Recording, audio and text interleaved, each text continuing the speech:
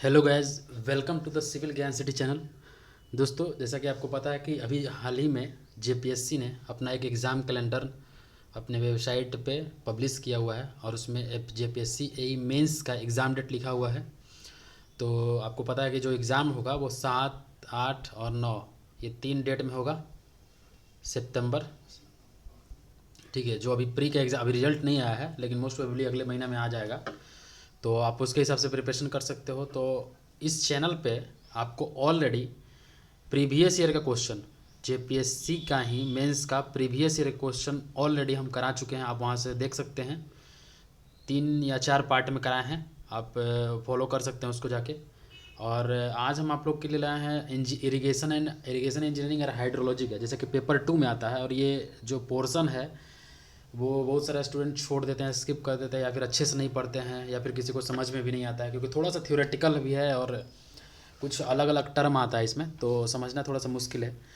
बाकी जो आरसीसी हो गया या फिर स्ट्रेंथ ऑफ मटेरियल हो गया, ये सब स्ट्रक्चर है, समझ सकते हैं, समझ के बना सकते हैं। ये सब थोड़ा सा थ्योरेटिकल आ जाता है। आरसीसी जबकि है, स्ट्रेंथ ऑफ मटेरियल है, सॉइल मैकेनिक्स है, ये सब आसानी से हम लोग न्यूमेरिकल सॉल्व कर सकते हैं। तो इसका हम 1 बाई 1 जो बेस्ट क्वेश्चन है, मतलब उस सब्जेक्ट से रिलेटेड, वो सब हम कराएंगे डिफरेंट एग्जाम में। जैसे अभी आपको इस वीडियो में जो इरिगेशन एंड हाइड्रोलॉजी का कराए हैं, इसमें आपको बीपीएससी का मिलेगा, फिर आरपीएससी का मिलेगा, फिर ओपीएससी का मिलेगा। मतलब जितना भी स्टेट में पब्लिक सर्विस कमीशन में मेंस का एग्ज़ाम हुआ है और उस पर इरिगेशन और हाइड्रोलॉजी का क्वेश्चन पूछा है, तो वो सारा क्वेश्चन आपको इस वीडियो में मिलेगा। आप यहाँ से फॉलो कर सकते हैं। सिर्फ आप अगर वीडियो फॉलो करते हैं तो आप मेंस में 50% क्वेश्चन सिर्फ वीडियो के थ्रू ही आप कर सकते हैं, क्योंकि ये सब पैटर्न पे इसी टाइप का ही क्वेश्चन आपको एग्ज़ाम में मिलेगा। आप देख सकते हैं, अब आएगा तो आइए स्टार्ट करते हैं।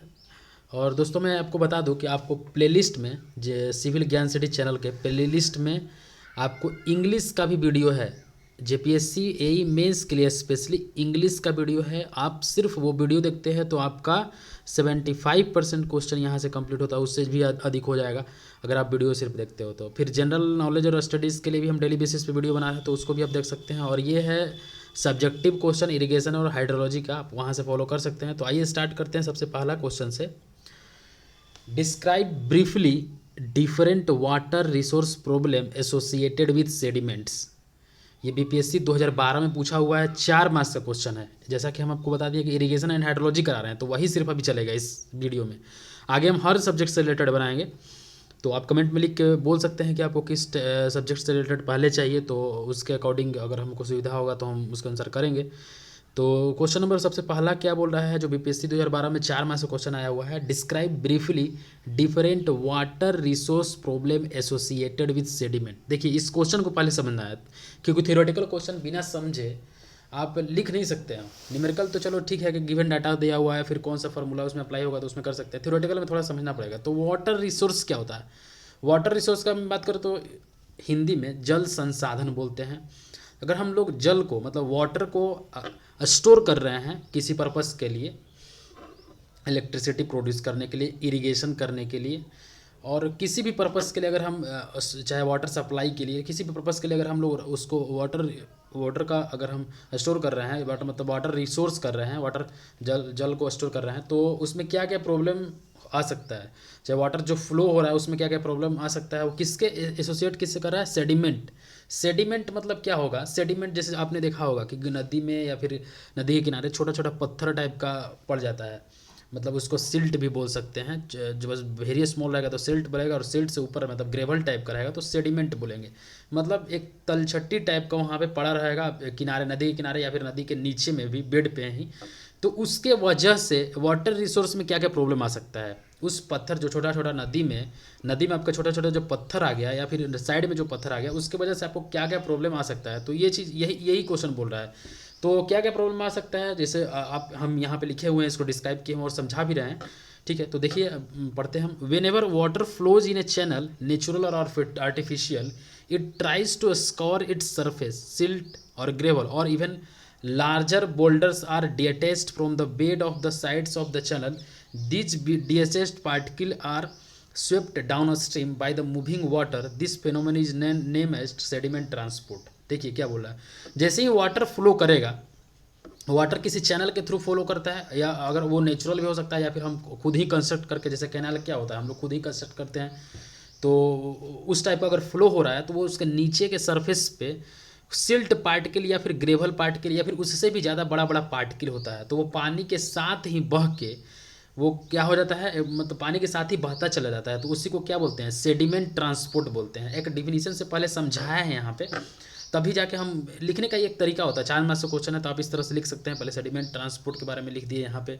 The phenomenon of sediment transport causes large scaling scoring and siltation of irrigation canal, they thereby increase their maintenance. जैसे ही अगर ये क्या होता है, अगर ये सेडिमेंट ट्रांसपोर्ट बढ़ता है, जैसे अगर ज़्यादा पार्टिकल्स, अगर ज़्यादा ग्रेवल पार्टिकल्स नदी के नीचे में या फिर नदी के किनारे में रहता है, तो जैसे जितना ज़्यादा पार्टिकल होगा उतना ज़्यादा हम लोग को वेलोसिटी से पानी को पास कराना पड़ेगा, तो इससे क्या हो जाएगा, इरिगेशन कैनाल या फिर इस चीज़ के लिए मेंटेनेंस का कॉस्ट जो होता है वो बढ़ जाएगा अगर कैनाल कंस्ट्रक्ट कर रहे हैं। तो इसी तरह हुआ, इस तरह हो सकता है। दूसरा पॉइंट में, तीसरा पॉइंट में क्या लिखा हुआ है, silting of reservoir and river is another important aspect of sediment transport. जो सिल्ट जमा होता है जो नीचे में, जैसे आपने देखा होगा कि मल टाइप का जमा होता है, मतलब मिट्टी का टाइप, मिट्टी का ही मल होता है, वो जमा होता है। The storage capacity of the reservoir is reduced by its silting, thereby reducing its use and life. तो जैसे अगर ये ज़्यादा जमा हो जाएगा पानी के अंदर में, अगर ज़्यादा जमा हो जाता है सिल्ट या फिर सेडिमेंट या फिर ग्रेवल ओवल, तो उसमें क्या होगा,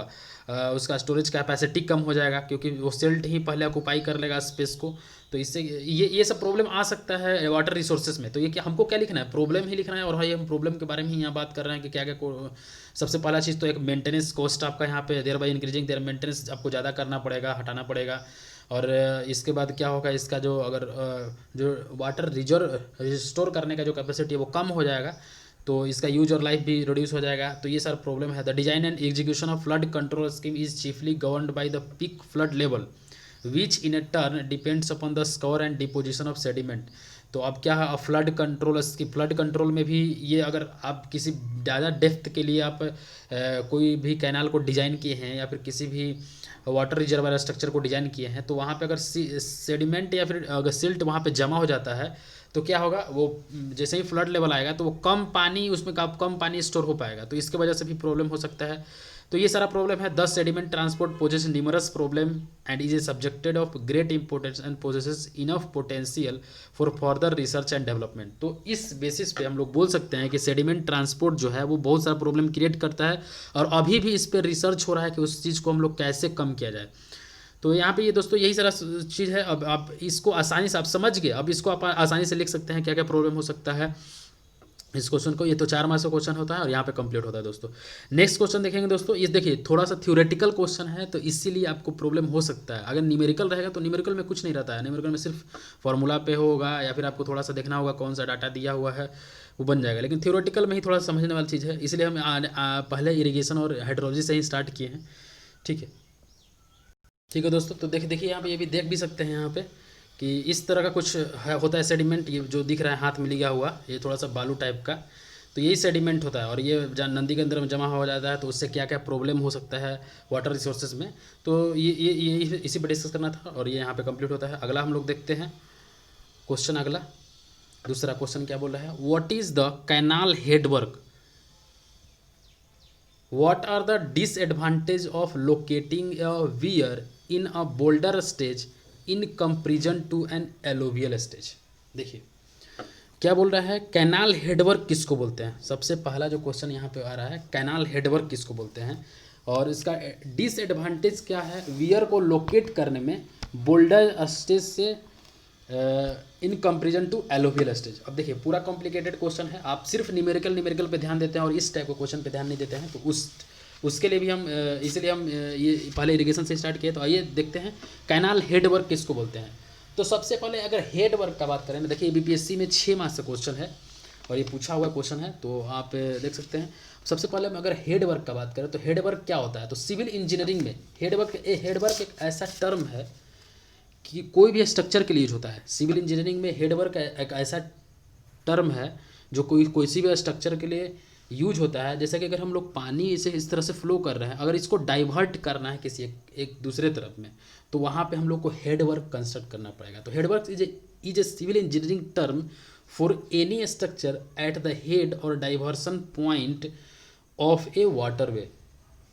ठीक है, तो आपको यहाँ पे समझ में आएगा कि हेडवर्क क्या होता है। कोई भी अगर वाटर का अगर फ्लो हो रहा है, अगर वहाँ पर डाइवर्ट करना है, तो यहाँ पे हम लोग हेडवर्क बनाते हैं, ताकि इसको हम लोग इस पानी को कंट्रोल करके हम लोग एक स्पेसिफिक अमाउंट में हम पानी को भेज सके दूसरा जगह, इसलिए हम लोग हेडवर्क बनाते हैं। और कैनाल के पास में है तो कैनाल हेडवर्क हो गया। तो कैनाल हेडवर्क क्या होगा, डिफिनीसन देखिए, डिफिनीसन ऐसे समझ लेना ठीक है, लेकिन डिफिनीसन भी लिखना होगा, तभी आपको एग्जाम में मार्क्स मिलेगा। तो कैनाल हेडवर्क क्या हो गया, any hydraulic structure which supplies water to the off taking canal. Diversion headwork provides an obstruction across a river so that the water level is raised and water is diverted to the channel at a required level. देखिए जो बोले वही चीज़ लिखा हुआ है यहाँ पे। एक स्ट्रक्चर हो गया जो अगर सप्लाई हो रहा है वाटर में, और जहाँ पे कैनाल कंस्ट्रक्ट है तो वहाँ उसके हेड पे हम लोग हेडवर्क बना करते हैं, कैनाल हेडवर्क करते हैं। और वो क्या करता है, पानी को एक तरह का ऑब्स्ट्रक्शन का काम करता है, ऑब्स्ट्रक्शन का काम करता है, और वाटर को लेवल को रेज करेगा और दूसरे तरफ डाइवर्ट करेगा, कैनाल हेडवर्क होता है। ठीक है, the increase water level helps the flow of water by gravity and result in the increase in the commanded area and reducing the water fluctuation in the river. ठीक है, इसका भी image के through भी आपको समझाएंगे हम। तो आपको यहाँ पे एक ओवरऑल आइडिया होगा कैनाल हेडवर्क क्या होता है। अब यहाँ पे जो दूसरा पार्ट का क्वेश्चन बोला है, what are the disadvantage of locating a weir in a boulder stage in comparison to an alluvial stage. तो वाटर जैसे ही हेडवर्क कंस्ट्रक्ट होता है, वाटर फ्लो होता है, तो वो 4 स्टेजेज में जाता है। ठीक है, और वो क्या क्या 4 स्टेजेज है आगे देख। ठीक है दोस्तों, तो क्या क्या स्टेजेज है अभी दूसरा क्वेश्चन पे हम लोग देखेंगे। उससे पहले आप ये इमेज देख सकते हैं यहाँ पे, डाइवर्सन हेडवर्क। ये डाइवर्सन हेडवर्क दिख रहा है आपको, यहाँ पे दिख रहा है कि पानी का इस तरह से फ्लो हो रहा है, इसमें पानी का फ्लो हो रहा है, और यहाँ पे हम लोग डाइवर्सन बनाया है, डाइवर्सन हेडवर्क बनाया है। क्यों बनाया है, क्योंकि इस पानी को हमको कहीं दूसरा जगह मोड़ना है, तो इस पानी को मोड़ने के लिए ही हम लोग डाइवर्सन हेडवर्क कंस्ट्रक्ट करते हैं। आप यहाँ पे देख सकते हैं। इसके बाद अगर हम बात करें अगर इस डाइवर्सन हेडवर्क को, तो कैसे हम लोग लोकेट करते हैं, location of diversion headwork. The location of diversion headwork depend on the stages of the flow in the river. Most of the large river in our country have the following 4 stages. जैसे हम लोग कहाँ पे diversion headwork construct करना है, यहाँ उसी के बारे में हम यहाँ पर डिस्कस कर रहे हैं। और दूसरा जो क्वेश्चन है, दूसरा क्वेश्चन को बताने के लिए हमको ये चीज़ डिस्कस करना ही पड़ेगा, ये फिगर दिखाना ही पड़ेगा। इरिगेशन इंजीनियरिंग थोड़ा सा का फिगर आप नहीं देखते हो तो आपको समझ में नहीं आएगा, डायरेक्टली हम नहीं बता सकते, इसलिए ये सब चीज़ दिखाना पड़ रहा है, आप समझ सकते हैं। द लोकेशन तो कौन सा स्टेज होता है, रॉकी स्टेज होता है और हिली स्टेज होता है, इसको माउंटेनियस स्टेज ही बोलते हैं। दूसरा बोल्डर स्टेज होता है, तीसरा ट्रफ और अलुवियल स्टेज होता है, और चौथा डेल्टा स्टेज होता है। मतलब जैसे ही ये पानी फ्लो कर रहा है ना, वो 4 स्टेजेज में होकर पानी फ्लो कर रहा है, और तब जाके हम लोग डाइवर्सन हेडवर्क कहाँ पे कंस्ट्रक्ट करेंगे ये चीज़ आपको पता चलेगा। तो location of diversion headwork depends upon the stages of the flow in the river. पहला हो गया रॉक स्टेज, दूसरा बोल्डर स्टेज, तीसरा ट्रफ और एलुवियल स्टेज, चौथा हो गया डेल्टा स्टेज। अब 1 बाय 1 हम लोग देखेंगे कि रॉकी स्टेज क्या होता है। ठीक है, रॉकी स्टेज और हिली स्टेज किसको बोलते हैं। क्वेश्चन मेरा क्या बोल रहा है, क्वेश्चन बोल रहा है कि अगर हम लोग वाटर वियर हम लोग जो कंस्ट्रक्ट करते हैं, वियर क्या होता है ये भी बताएंगे, अभी हम वियर क्या होता है ये भी बताएंगे। देखिए अभी एक क्वेश्चन है, लेकिन आपको बहुत सारा क्वेश्चन आपका यहाँ पे क्लियर हो जा रहा है। वियर आपको ऑब्जेक्टिव क्वेश्चन में भी इससे क्वेश्चन पूछ सकता है, तो ये सारा चीज़ हम लेके चल रहे हैं। बोल्डर स्टेज से एलुवियल स्टेज जा रहा है, 4 स्टेज अभी हम बताएं आपको। कौन सा 4 स्टेज बताएं, कौन सा 4 स्टेज बताएं, आप यहाँ पे देख सकते हैं। रॉकी स्टेज, दूसरा नंबर बोल्डर स्टेज, तीसरा नंबर ट्रफ और एलुवियल स्टेज, और चौथा डेल्टा स्टेज। तो इस स्टेज से इस स्टेज में अगर जा रहा है तो वियर में क्या क्या प्रॉब्लम आ सकता है ये चीज़ दिखा रहा है। तो सबसे पहला एक क्वेश्चन एराइज होता है कि वियर में क्या होता है। तो वियर हम क्या होता है, अभी वियर को देखने के लिए आप ये यहाँ पे एक चीज़ ऑब्जर्व कर सकते हैं। वियर और बराज 2 टर्म आता है यहाँ पे। देखिए वियर क्या होता है, इससे भी अगर आपको समझ नहीं आ रहा तो सिर्फ आप अगर ये सिंपली देख सकते हैं यहाँ पे। देखिए ये एक टाइप का वियर हो गया, इसको क्या बोलेंगे, ये जो कंस्ट्रक्ट हुआ है, एक ऑब्स्ट्रक्शन कंस्ट्रक्ट हुआ है यहाँ पे, ये वियर होता है। अगर हम इसी को गेट के माध्यम से करते, गेट लगा देते और गेट का ऑपरेशन कर देते तो उसको बराज बोलते, BRRAG। तो ये वियर और बराज में ये डिफरेंस है, वियर और बराज में आपका ये डिफरेंस है। अगर गेट होगा, गेट वाला भी आपके मेरे पास है, गेट वाला भी हम दिखा सकते हैं आपको। ये देखिए, ये अगर गेट यहाँ पे कंस्ट्रक्ट हो गया तो ये क्या हो जाएगा, बराज हो गया। तो ये वियर और तो अलुवियल स्टेज से क्या बोल रहा है, बोल्डर स्टेज से अलुवियल स्टेज में आने के लिए में क्या क्या प्रॉब्लम हो सकता है ये चीज़ हम देखेंगे। तो यहाँ पे सबसे पहले हम स्टार्टिंग से देखना होगा, हम यहाँ पे रॉकी स्टेज पहले देखना होगा कि रॉकी स्टेज क्या होगा था, अब माउंटेनियस स्टेज, तभी जाके आपको चारों स्टेज समझ में आ जाएगा। तो रॉकी स्टेज पहले देखते हैं हम लोग, ठीक है। तो ये पहला हो गया रॉकी स्टेज, और माउंटेनियस स्टेज भी बोलते हैं। In this stage river is in the हिल। इस स्टेज में क्या होता है, पानी जैसे ही स्टार्ट होता है ना फ्लो होने के लिए, हिमालय से हो गया या फिर कहीं से भी पानी स्टार्ट होता है तो सबसे पहले पहाड़ से होकर गुजरता है। तो सबसे पहला जो स्टेज होता है वो रॉकी स्टेज और हिली स्टेज होता है, मतलब पहाड़ से गुजरता है। तो in this stage river is in the hills, अगर आपको सिर्फ समझ लीजिए और लिखना की जरूरत नहीं है, जितना उस PDF में लिखा हुआ है सिर्फ उतना ही लिखना है आपको। तो in this stage river is in the hills, the bed slope and velocities are high. वहाँ पे क्या होता है, वेलोसिटी और बेड स्लोप जो होता है वो हाई होता है, क्योंकि पहाड़ी से होकर गुजरता है तो हाई रहेगा ही रहेगा। दोस्तों अगर ये एक्सप्लेनेशन आपको बहुत ज़्यादा लग रहा है तो आप कमेंट में बोल सकते हैं कि हो सकता अगर हम शॉर्ट में ही डिस्क्राइब करेंगे, इतना ज़्यादा नहीं समझाएंगे, ठीक है। तो bed slope and velocities are high, it is generally not suitable for the location of diversion headwork. ये क्या होता है, ये जो स्टेज होता है इस स्टेज में हम लोग डाइवर्सन हेडवर्क नहीं बना सकते, ये सूटेबल नहीं, क्योंकि पहाड़ी जैसा इलाका होता है तो वहाँ पे हम लोग डाइवर्सन हेडवर्क नहीं बना सकते हैं, वहाँ से हम लोग रेगुलेट नहीं कर सकते हैं। तो इस स्टेज में हम लोग पानी को बह नहीं देंगे। तो इसका एडवांटेज क्या है इस स्टेज का, a small rocky foundation is usually available at the site, the cost of construction where is less. यहाँ पे आप क्या ऑलरेडी पत्थर से ही वियर का फॉर्मेशन होता है, हम लोग को अलग से कंस्ट्रक्ट नहीं करने पड़ेगा वियर, तो इसमें एडवांटेज होता है। High heads are available for hydraulic work, इस स्टेज में क्या होता है, हेड अवेलेबल होता है हाइड्रोलिक वर्क के लिए, ज़्यादा हेड अवेलेबल होता है। लेकिन फिर भी हम लोग इस स्टेज में नहीं इसलिए कंस्ट्रक्ट करते हैं क्योंकि यहाँ पे वेलोसिटी हाई होता है और ये सूटेबल नहीं है क्योंकि पत्थर है, पहाड़ है वहाँ पे। तो due to high velocity flow there are no chances of supply channel getting silted. तो ये एडवांटेज हो गया इसका, ठीक है। डिसएडवांटेज क्या है, the discharge in the river is low because of a small catchment. आपने देखा होगा कि पहाड़ का इलाका है तो हो सकता है कहीं पे नैरो स्पेस मिलेगा वाटर फ्लो होने के लिए, कहीं पे ज़्यादा स्पेस मिलेगा, तो इस तरह का होता है। तो इसलिए यहाँ पे क्या बोल सकते हैं, discharge in the river is low because of a small catchment. The land in the hilly area is not suitable for agriculture. और हिली एरिया में, पहाड़ी वाले इलाके में अगर पानी हो रहा है, बह रहा है, तो हम लोग कहाँ से उसको एग्रीकल्चर कर सकते हैं, नहीं कर सकते हैं। तो ये डिसएडवांटेज हो गया। The ground has a steep slope and therefore a number of canal falls are required, तो ये भी डिसएडवांटेज हो गया। The weir constructed in the mountainous stage would be located away from the command area of the canal and therefore the ideal length of the canal would be large, ठीक है। तो ये disadvantage हो गया। The water in this region does not contain silt and thus devoid of fertilizing material, ये भी disadvantage में आ गया। The river is usually very flashy and there is sudden rise and fall of the water level. Next क्या है, the number of cross drainage work on the canal is usually very large, ठीक है। तो देखिए सिर्फ आपको इस stage में एडवांटेज और डिसएडवांटेज में सब आपको समझ में आ जाएगा, ये सारा चीज़ आपको समझ में आएगा। सिर्फ आप ये रिमेंबर करिए कि जो पानी जो फ्लो हो रहा है ना वो पहाड़ी इलाका से फ्लो हो रहा है। तो आप खुद ही सोच सकते हैं कि उस पहाड़ी इलाका से जब फ्लो हो रहा है तो क्या क्या एडवांटेज हो सकता है और क्या क्या डिसएडवांटेज हो सकता है। ये पहला स्टेज में पानी जैसे फ्लो होता है, पहला स्टेज। दूसरा स्टेज क्या है, दूसरा स्टेज क्या है, बोल्डर स्टेज है। अब हमको क्वेश्चन में यही स्टेज के बारे में पूछा है कि बोल्डर से अगर एलुवियल स्टेज में आएगा तो क्या क्या प्रॉब्लम हो सकता है वियर में। तो बोल्डर स्टेज में क्या होगा, फ्रॉम द रॉकी स्टेज, देखिए from the rocky stage the river passes on the boulder stage. पहला स्टेज रॉकी स्टेज से बोल्डर स्टेज में आएगा।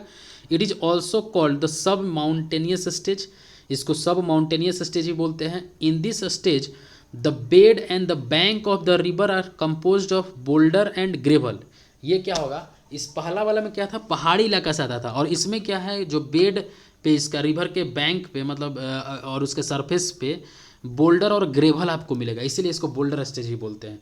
The width of the river is small, यहाँ पे विड्थ क्या होगा, रिवर का स्मॉल होगा जैसे से पानी फ्लो हो रहा है। And river has a well defined boundaries, boundary भी डिफाइंड होगा यहाँ पे, वो उसके जैसा नहीं होगा, मतलब माउंटेनियस स्टेज जैसा। The bed slope and velocity are less than those in the rocky stage, से कम होगा। देयर इज ए लार्ज सब soil flow in this region. तो यहाँ पे ये चीज़ देख सकते हैं। अब इसका एडवांटेज क्या है, यही क्वेश्चन में पूछ रहा था हमसे कि बोल्डर स्टेज से एलुवियल स्टेज में जा रहा है तो इसका एडवांटेज क्या होगा, the length of wear is generally shorter in boulder stage. Wear का यहाँ पे लेंथ क्या है, हम लोग को कम बनाना पड़ेगा अगर बोल्डर स्टेज में है तो हम लोग, because the banks are high, the cost of river training work is low हो जाएगा। Construction material such as stone, aggregate, sand, gravel are locally available, मतलब वहीं बोल्डर स्टेज है, मतलब उसी से पानी फ्लो हो ही रहा है तो वहीं पे अवेलेबल हो जाएगा आपको ये सारा चीज़, ठीक है। Since the ground slope is quite steep, the fall on the canals can be utilized for hydro power generation. अब हाइड्रो पावर जनरेशन कैसे होता है, अगर हम लोग किसी हेड पे पानी को रखेंगे, मतलब कुछ हाइट पर रखते हैं, तभी तो हम लोग वहाँ पे हाइड्रो पावर हम लोग मतलब पावर जनरेट करते हैं हेड रख के। The silt charge is less and associated problems of excessive silt are small, तो ये सारा एडवांटेज हो गया। डिसएडवांटेज क्या है, there is large loss of stored water due to sub soil flow at a site of diversion headwork, तो यहाँ पे क्या होगा, लॉस जो है वाटर का वो बहुत ज़्यादा होगा।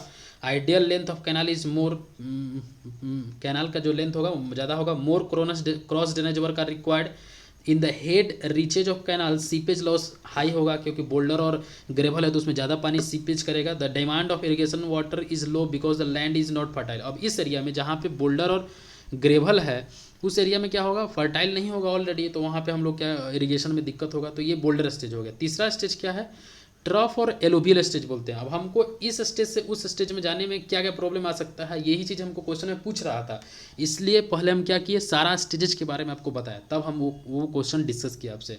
अगर आपको ये चीज़ लग रहा है कि नहीं ये चीज़ हमको नहीं पढ़ना चाहिए तो आप स्किप भी कर सकते हैं, लेकिन हम जितना भी चीज़ बता रहे हो सब इंपॉर्टेंट है पेपर 2 के लिए। पेपर 2 में ये सारा क्वेश्चन पूछेगा, ठीक है। ट्रफ और एलोवियल स्टेज क्या होता है, देखो पहला जो हो गया माउंटेनियस स्टेज, मतलब पहाड़ से पानी आया।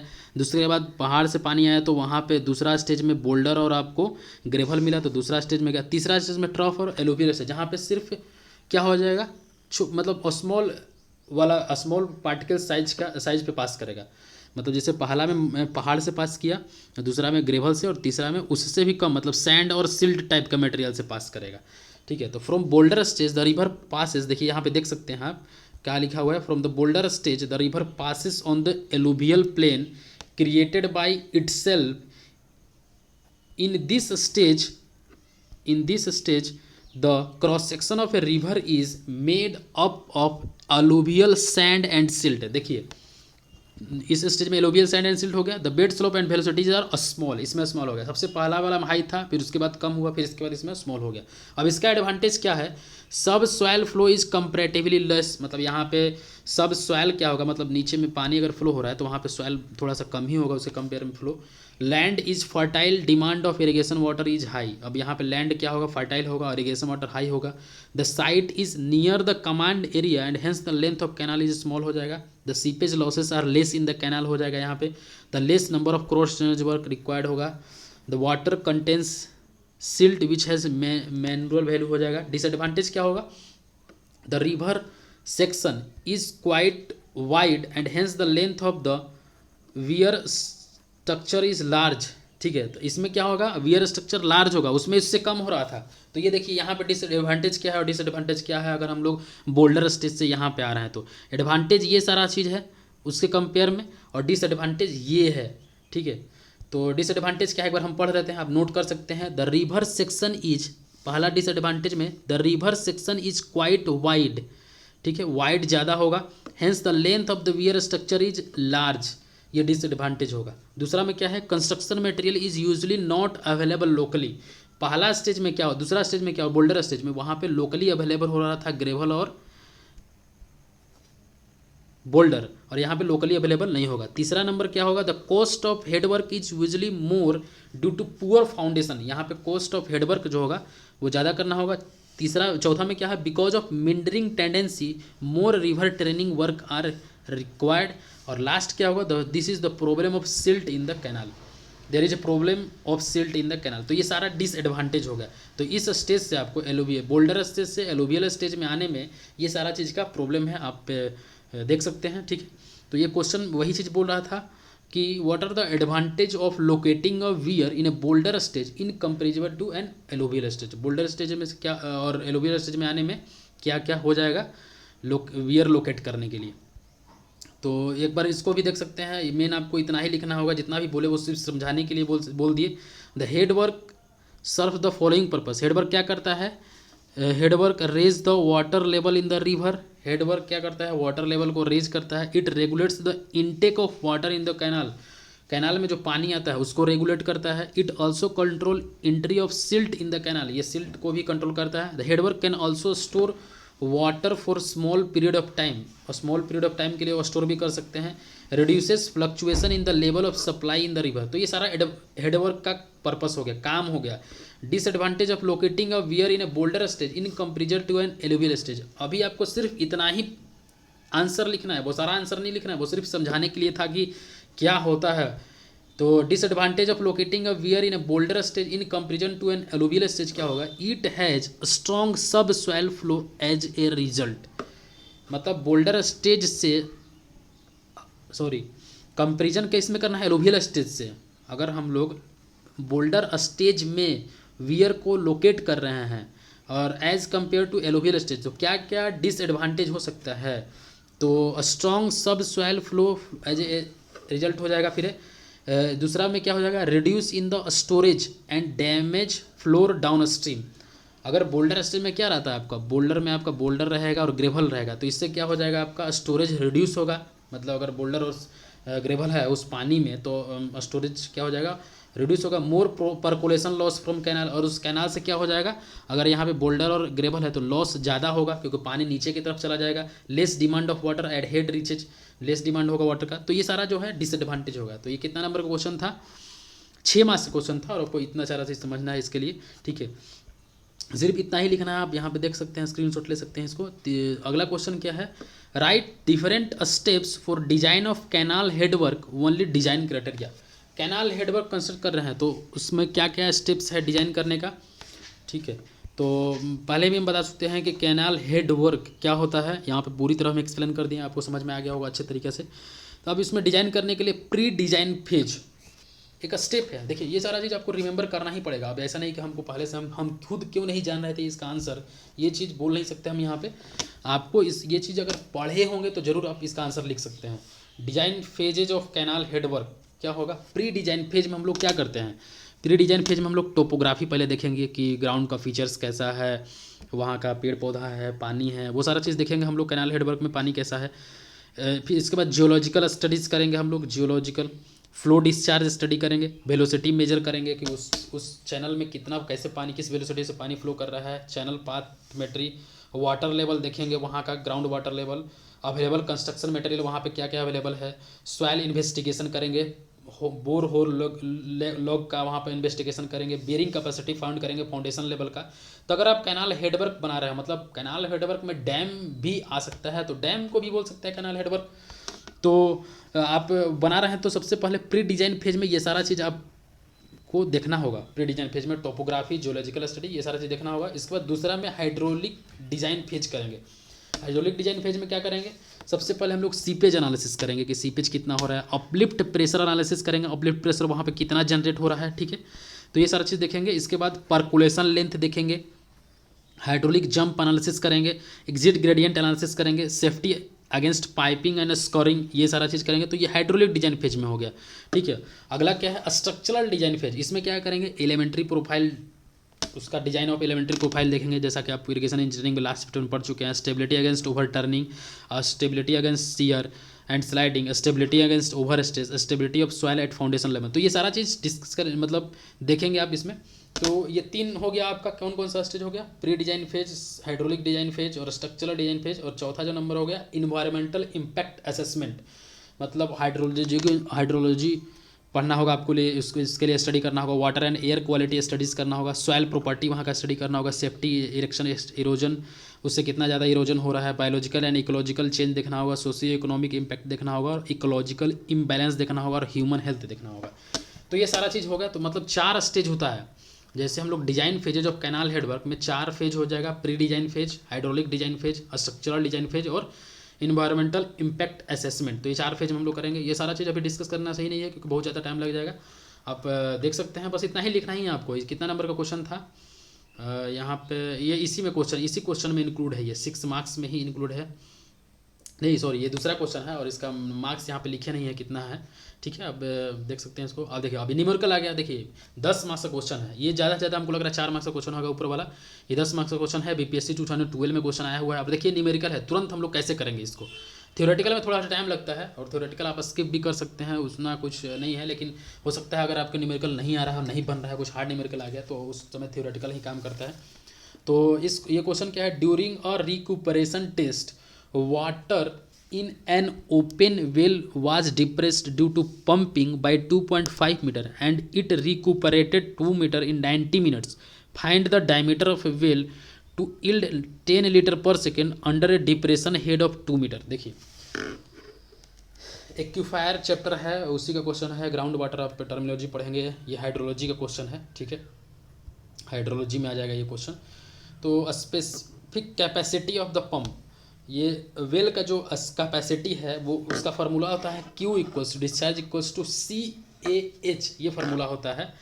ये वेल में से अगर पानी पंप किए हैं तो उसका कैपेसिटी कितना होगा, इसी का ये discharge equals to CAH formula होता है। C का जो फार्मूला होता है वो होता है 1/T ln H1/S2। देखिए Q का वैल्यू दिया हुआ है 10 लीटर पर सेकेंड, डायमीटर निकालना है, डायमीटर निकालना है तो अगर आपको एरिया पता हो जाएगा तो π/4d² करके हम लोग निकाल सकते हैं। तो एरिया कैसे निकलेगा, Q इक्वल्स टू CAH होगा, तो C निकाल लेते हैं पहले। तो C का फार्मूला होता है स्पेसिफिक कैपेसिटी का 1/T ln H1/S2। तो 1/T का वैल्यू 90 मिनट यहाँ पे दिया हुआ है, तो सेकेंड में बोलेंगे तो 90 × 60 हो जाएगा, 1 मिनट इक्वल्स टू 60 सेकेंड, तो 90 × 60 सेकेंड हो जाएगा यहाँ पे। ln H1 जो इनिशियल हेड है कितना हो गया, 2.5 मीटर इनिशियल हेड दिया हुआ है। H2 क्या होता है, जितना हेड रिकूपरेटेड होता है उसको माइनस करते हैं, तो 2.5 इनिशियल हेड माइनस हेड रिकूपरेटेड इन 90 मिनट्स 2 मीटर है, तो 2 मीटर माइनस करेंगे तो 0.5 आएगा, तो H2 का वैल्यू 0.5 हो जाएगा। तो 1/90 × 60 ln 2.5/0.5।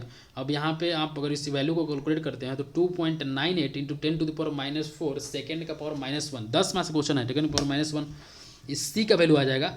अब यहाँ पे Q इक्वल्स टू CAH होता है, Q का वैल्यू दिया हुआ है 10 लीटर पर सेकेंड, तो 1 litre equals to 10⁻³ metre cube होता है।